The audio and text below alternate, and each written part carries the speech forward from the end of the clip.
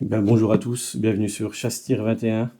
Aujourd'hui, on va parler thermique. Mais quand on parle thermique, très souvent, on pense à des lunettes, à des grosses choses. Nous, aujourd'hui, on va parler du Scorch. C'est un viseur thermique Picatinny RMR proposé par Atlas Défense. Donc conçu par Atlas Défense en collaboration avec T-Eagle. Mais ça, c'est tout de suite après l'intro. Chasse-Tir 21, regard collé à l'optique. Chaque projectile vole droit, le doute n'a pas de réplique. On va en parler un petit peu, parce qu'il y a des gens qui confondent le thermique et la vision nocturne. La vision nocturne, en fait, ça travaille avec une amplification de lumière. C'est-à-dire, généralement, on envoie une lumière infrarouge, ce qui permet de pouvoir capter et de voir la nuit. Le thermique, ça fonctionne en plein jour ou en pleine nuit de la même façon. Ça détecte les signatures de chaleur. Ce qui veut dire que, comme vous pouvez voir là sur la vidéo, si je pose ma main quelque part et que je l'enlève, vu que la surface que j'ai touchée, elle était chaude, elle reste chaude et c'est capté par le capteur thermique justement. Et l'intérêt, c'est que même en pleine journée, si quelque chose passe ou si vous l'utilisez pour par exemple vous promener dans les bois ou voir s'il y a des bêtes, et bien avec ça, même en plein jour, vous allez détecter la source de chaleur. Et ça, c'est génial. Donc le Scorch, c'est proposé par Atlas Défense. Donc les gens qui se demandaient est-ce que je travaille toujours pour Atlas Défense, oui. Simplement, voilà, comme je vous l'ai dit, on a eu des problèmes de strike, de beaucoup de choses, donc on est resté quand même, on va dire, très éloigné des réseaux pendant un certain temps. On va commencer par faire un petit unboxing. Alors la boîte Atlas Défense, vous la connaissez.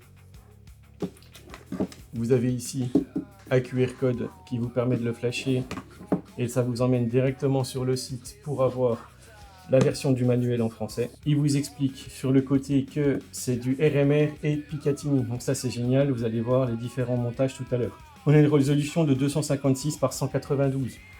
Donc les gens vont dire oui, c'est le plus petit capteur qui existe. Effectivement, c'est le plus petit capteur qui existe. Mais quand vous voyez la taille du Scorch, vous vous doutez que mettre un très gros capteur dedans, il n'y a pas grand intérêt. Vous avez un capteur de 13 mm, de 12 mm en sortie. On va dire l'ouverture. L'ouverture, c'est comme si vous savez pour la photographie. En fait, plus le chiffre est petit, plus ça ouvre en grand. C'est du tactile. Ça fonctionne en fonction à peu près, on va dire, 4 heures, en fonction de l'utilisation. De toute façon, vous verrez, il y a une extinction automatique. Donc dans la boîte, qu'est-ce qu'on a? Une chiffonnette de nettoyage. Vous avez le Scorch avec le montage ici Picatinny et la platine d'adaptation RMR. Vous avez aussi une petite carte de garantie. Donc celui-ci, c'est la version 2. Donc on va y revenir sur les différentes versions. Donc voilà, comme à chaque fois, le simple, le basique, il n'y a pas besoin d'avoir 40 000 trucs. Nous, ce qui nous intéresse, le concret, c'est le produit. Alors, ce Scorch, on l'a présenté à Liwa et à l'Enforstack. Donc c'est une collaboration entre T-Eagle, c'est un fabricant donc, de produits électroniques, et Atlas Défense. T-Eagle qui fabrique entre autres les points rouges d'Atlas Défense, mais une marque qui commence par Vaux et qui finit par Tex, une autre marque qui commence par Swamp et qui finit par Fox. Ça fabrique pour beaucoup de grands noms. Ce Scorch, Aliwa et Eagle, ils nous l'ont amené, en fait, ils nous l'ont envoyé très rapidement, mais il n'était pas encore très au point. Là, on a la V2, c'est toujours pas la version finale, mais qui a déjà grandement évolué. Sur ce qu'ils nous avait envoyé Aliwa, le firmware qu'il y avait dedans n'était pas génial. Donc maintenant, quand on l'allume, on a notre logo de chez Atlas Défense. Ensuite, on a un zoom x3. À la base, il n'y avait pas le zoom. Donc là, maintenant, avec la mise à jour du firmware, on a le zoom. Ça, c'est vraiment bien. Mais surtout, ce qu'il y a de bien, c'est sa compacité. Je ne sais pas si vous voyez. Ça fonctionne avec des batteries. C'est livré avec 2 batteries plus le chargeur. Peut-être que dans les prochaines versions, ils arriveront à le faire recharger par l'USB-C qui est déjà en place. Mais déjà pour l'instant, oh, c'est génial. Là, je suis en train de voir mon appareil photo. Je vais essayer de vous faire un plan. Donc, c'est que ça détecte les sources de chaleur. Alors, c'est full tactile. Vous allez de droite à gauche. Vous changez les modes de thermique. Le thermique, il y a différents modes. Donc, vous avez le blanc chaud. Le blanc chaud, c'est tout ce qui est chaud va sortir en blanc, le reste va être sombre. Vous avez le noir chaud. Là, c'est l'inverse. Tout va être blanc. Et tout ce qui va être chaud va sortir en noir. Vous avez la version rouge. Donc en fait, qui va être avec des couleurs un peu rouge orangé. Vous avez la version violette et vous avez la version Predator. Alors la version Predator, normalement, tout le froid est bleu, tout le chaud est rouge. Donc ça, c'est pas mal du tout. La praticité de cette chose-là. Moi, je l'ai pris et je vous l'ai montré là sur la vidéo que vous voyez actuellement. Je l'ai monté sur la R15 en 45 degrés. Et c'est comme ça qui, pour moi, est la meilleure des choses. C'est pour les opérationnels, par exemple, qui ont besoin de s'infiltrer dans le noir. Ça vous permet d'avoir le thermique à 45 degrés. Ça vous détecte toutes les sources de chaleur. Et si vous avez besoin d'engager après au modérateur de son avec une lunette ou peu importe, au moins vous êtes tranquille. Si vous rentrez, par exemple, en CQB, pardon, dans une pièce ou quoi que ce soit, si jamais c'est dans le noir total, si vous avez des visions nocturnes ou quoi, ça peut par exemple vous gêner, ou si jamais il y a une lumière intense qui arrive d'un coup. Avec le thermique, c'est pas le cas. Le thermique, que ce soit comme je vous l'ai dit, en plein jour ou en pleine nuit, ça fonctionne du feu de Dieu. Donc moi je pense que la meilleure utilisation c'est comme ça. Pour les personnes par exemple qui peuvent chasser. En France, il y a certaines régions, comme l'Alsace il me semble, ou la Moselle, qui peuvent chasser avec du thermique. Bah ça vous permet, si vous le mettez à 45 ou alors avec les Picatinny en montage au-dessus de votre lunette, de pouvoir scanner le bois ou alors les abords du bois, de détecter la source de chaleur et après d'aller chercher avec la lunette et après faire votre prélèvement si jamais il y a quelque chose. C'est petit, c'est compact. Je vais vous montrer par exemple là, vous avez donc mon Glock 17 avec le Vector. Si jamais je voulais mettre le Scorch dessus par exemple, vous voyez, ça serait à peine plus gros que le Vector. Si je le mets à peu près au bon niveau, voilà. Il y a le montage RMR, donc la platine RMR. Moi, c'est quand vous allez le voir, quand vous le verrez sur mon AR15. Sur la R15, je l'ai monté à 45 degrés. J'ai mis l'adaptateur RMR, après je suis venu le mettre dessus. Comme ça, il était à ras. J'ai eu besoin de faire aucun réglage. La R15, il est avec une 624 dessus, donc monté en DMR pour pouvoir aller chercher assez loin.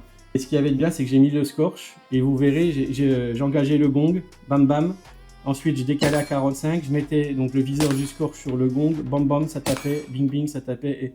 Et je pense que là, pour moi, hein, le fait d'avoir un thermique aussi petit, aussi pratique et aussi compact, pour moi, c'est l'utilité, c'est ça. C'est vraiment le côté pour les gens qui ont besoin de détecter une cible sans se faire voir. Je l'avais emmené la V1 à l'époque, à l'armurerie CEP, à Val d'Aron, avec Dany. Ils ont un pas de tir en bas. On avait fait le test, par exemple avec le mode Predator ou le mode rouge, j'étais à 24 mètres. Lui, il le tenait comme ça, dos au mur blanc, je ne le voyais pas. Je voyais aucune lumière. Pour le voir, en fait, il fallait, donc là je vais l'allumer, pour pouvoir détecter la source de chaleur, la source visuelle, excusez-moi, de loin, moi pour que je puisse voir quelque chose, il était obligé de le mettre en blanc, on va dire chaud, comme ça, et de tourner l'écran. Si jamais on se mettait comme ça face au mur, avec le mode violet par exemple, comme vous pouvez voir ici, donc les modes, je vais vous les montrer. Donc là vous avez le mode violet.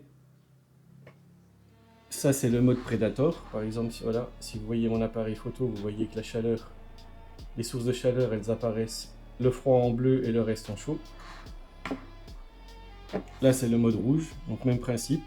Tout ce qui est chaud et rouge. Le mode blanc chaud, le mode noir chaud. Donc vous voyez, c'est ce mode là en fait qui faisait que c'était détectable parce que du coup ça fait quand même beaucoup de blanc. Voilà. Donc moi le mode que j'aime bien c'est le mode Predator et c'est ce mode là aussi parce que du coup le mode celui-ci. Tout est tactile, c'est-à-dire que si je descends comme ça, je change la couleur du viseur. Si je monte comme ça, je change la taille du viseur. Vous avez vu, si je sweep de droite à gauche, en fait, je change le thermique. Et si je laisse appuyer, et voilà, j'ai accès au menu. Donc c'est petit, c'est compact. La pile, la batterie, elle se change ici, tout simplement en dévissant. Vous avez juste à dévisser cette partie-là. Vous changez la batterie, vous la remettez. Et c'est livré avec 2 batteries, mais on a des batteries d'avance, hein, si jamais pour ceux qui veulent. J'ai mon collègue, hein, donc, qui est Guillaume, un gros big up à toi. Qui l'a pris, donc Guillaume, une armurerie à Pont-sur-Yonne. Lui, il l'a pris pourquoi? Parce qu'il va faire une espèce de grosse réunion airsoft, là où les mecs, ils ont des chars, des voitures et tout, machin. Et ça, alors, ça a un certain coût, hein. Ça coûte entre 800 et 900 €. Bon, pour de l'airsoft, il faut vraiment avoir envie de se faire plaisir, mais avec ça, les mecs, le sniper qui est caché, qui est allongé ou quoi que ce soit, vous mettez un coup de thermique, il est foutu. C'est clair et net, il est foutu, vous le trouvez. une personne qui est cachée derrière un buisson, dès l'instant qu'il y a un trou qui va laisser détecter la chaleur, c'est foutu. Et c'est pour ça que je dis que c'est bien pour les opérationnels, parce que pour les mecs qui ont besoin par exemple d'infiltrer ou de rentrer dans des zones, après vous avez généralement vous avez des tireurs de haute précision qui sont autour et qui permettent de guetter. Mais imaginez la scène, vous avez un 300 blackout, canon de 7,5, modérateur de son, point rouge magnifieur et vous avez ça en 45. Vous avancez dans le noir total. Vous vous déplacez qu'avec ça, hein. Il n'y a aucun problème. Vous voyez les cibles engagées, aucun problème. Vous restez dans le noir total, vous voyez où ils sont, après vous repassez sur votre viseur, bam bam, vous faites le travail que vous avez à faire et après vous refaites un check. Et ça c'est absolument génial. Pour les chasseurs, pareil comme je vous l'ai dit, quand il y a des chasseurs, les gens qui font de la chasse accompagnée, des fois ils ont des gros monoculaires thermiques ou ce genre de choses. Vous avez vu la compacité de ça? Vous êtes avec le chasseur en chasse accompagnée, la personne qui est avec vous de temps en temps, un petit coup de check comme ça, on vérifie les abords. Si on entend un petit bruit par là-bas, paf, un petit coup de comme ça, et c'est fini. Et la personne pourra vous dire attention, ça arrive, ou machin, ou chose. Ou pour les lieutenants de louveterie, par exemple, et ben, qui ont besoin, quand ils font des battues administratives ou quoi que ce soit, à ce moment-là, ou des destructions, parce qu'il y a beaucoup trop de gibier qui prolifère, et ben ça, les gars, avec ça, vous êtes tranquille. Hein. Vous n'êtes pas obligé d'avoir les grosses lunettes thermiques ou les gros trucs. Vous pouvez conserver votre point rouge. Vous mettez ça en 45 et c'est fini. Hein. Même sur une carabine de chasse, ça passe. Ça passe à l'aise. J'étais pas trop fan de la V1 parce qu'il n'y avait pas de zoom, il n'y avait pas ça. Mais avec les mises à jour du firmware là, et toutes les mises à jour qu'il va y avoir, ça va finir par être une tuerie ce petit machin là.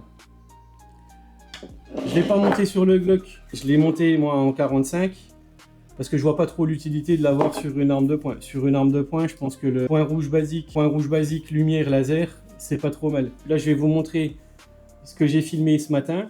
Donc, voir un petit peu des gens qui marchent dans la rue ou des véhicules qui passent. J'ai filmé, il était 5h30 du matin.